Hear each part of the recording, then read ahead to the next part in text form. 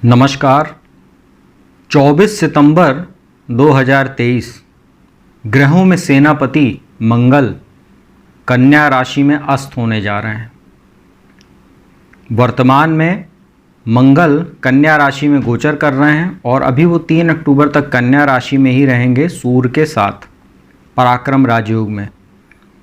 और बृहस्पति और राहु के साथ उनका षडाष्टक दोष है, साथ ही शनि के साथ भी उनका षडाष्टक दोष बना हुआ है। 3 अक्टूबर को मंगल तुला राशि में प्रवेश कर जाएंगे, जहां पर केतु के साथ उनकी युति होगी और अंगारक दोष का निर्माण होगा और राहु की भी उनके ऊपर दृष्टि रहेगी। हालांकि केतु और राहु इनका राशि परिवर्तन भी हो जाएगा 30 अक्टूबर को। राहु उल्टा चलते हुए मीन राशि में और केतु कन्या राशि में प्रवेश कर जाएंगे। अगले तकरीबन 118 दिनों के लिए मंगल अस्त होने जा रहे हैं। मंगल हमारा आत्मविश्वास है, मंगल मित्र हैं, बड़े भाई बहन हैं, इंजीनियरिंग, प्रशासनिक सेवा, टेक्निकल फील्ड, भूमि, भवन, बिल्डिंग मटेरियल, ज़मीन से जुड़े हुए जो भी मामले होते हैं, प्रॉपर्टी, माइनिंग, खनिज, इन सब चीज़ों के वो कारक ग्रह होते हैं। सेना, पुलिस, सुरक्षाकर्मी, इन सब क्षेत्रों में जो परीक्षार्थी तैयारी कर रहे हैं, यदि उनकी कुंडली में मंगल अच्छे हैं, स्थिति में बैठे हुए हैं, दशम भाव में बैठे हैं, लग्न में बैठे हैं, उच्च राशि में है, स्वराशि में है, मित्र राशि में, या मंगल की महादशा या अंतरदशा चल रही है, तो ऐसे छात्रों को परीक्षाओं में सफलता मिलती है, इंटरव्यू में सफलता मिलती है। मित्रों, आज इस वीडियो में मैं आपको, बहुत लंबी वीडियो नहीं होगी, संक्षिप्त में आपको ये जानकारी दूंगा कि मंगल के अस्त होने के बाद सभी 12 राशियों पर इसका क्या प्रभाव पड़ेगा। तो एक एक करके राशियों की जानकारी देते हैं, वीडियो को अंत तक आप लोग देखिएगा।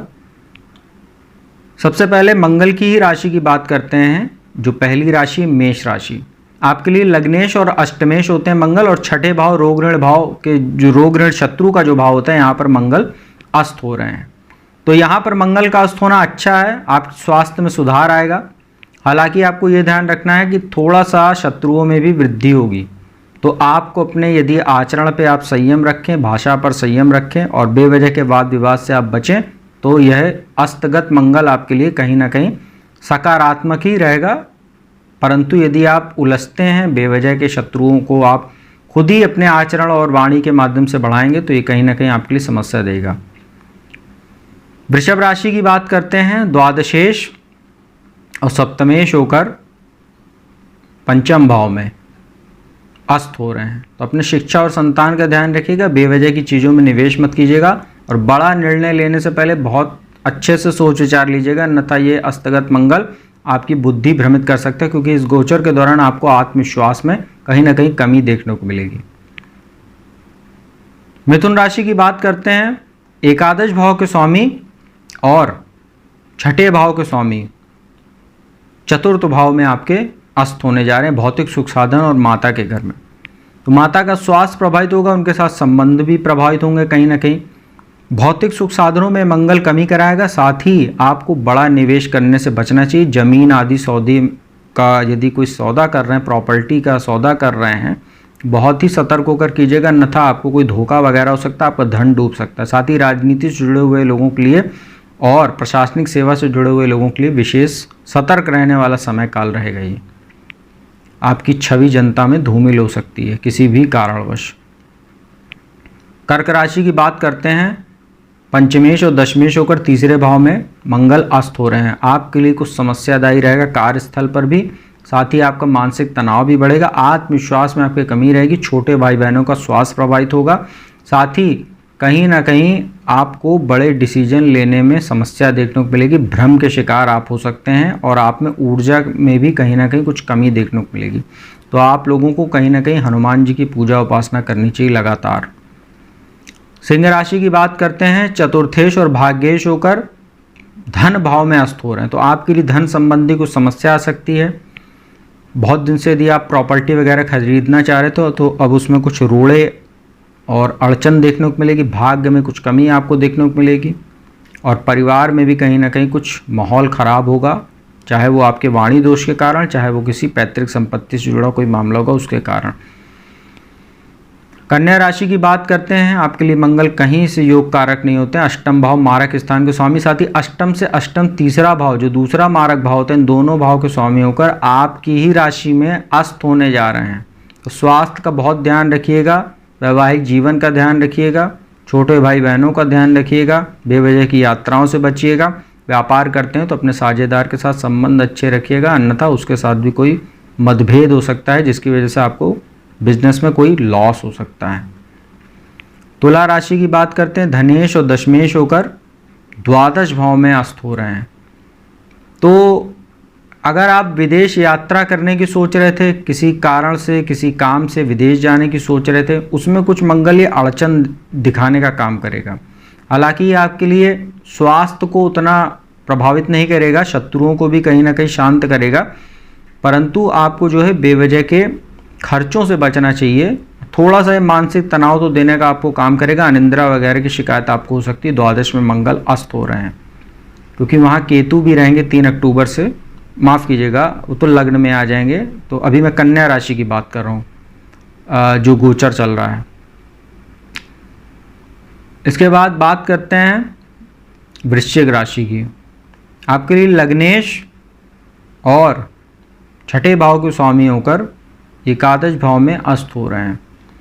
कुछ लाभ में कमी आपको देखने को मिलेगी, बड़े भाई से आपके संबंध खराब हो सकते हैं, इसका ध्यान रखिएगा। और शिक्षा और संतान में कुछ समस्या आपको और कुछ बाधा देखने को मिलेगी, और रोग ऋण शत्रुओं में भी वृद्धि हो सकती है, इसका ध्यान रखिएगा। धनु राशि की बात करते हैं, द्वादश भाव के स्वामी और पंचम भाव के स्वामी होकर आपके दशम भाव में अस्त हो रहे हैं। कार्यस्थल पर समस्या, भौतिक सुख साधनों में कमी, संतान की ओर से कुछ चिंता आपको हो सकती है, उसके साथ मतभेद हो सकते हैं। साथ ही कार्यस्थल पर भी आपके लिए लगातार समस्या बनी रहेगी क्योंकि आपके लिए मंगल द्वादश के भी स्वामी होते हैं।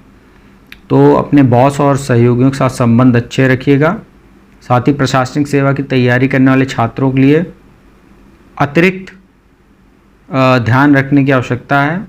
सफलता के लिए आपको जो है दुगनी मेहनत करनी पड़ेगी। मकर राशि की बात करते हैं, चतुर्थेश और लाभेश होकर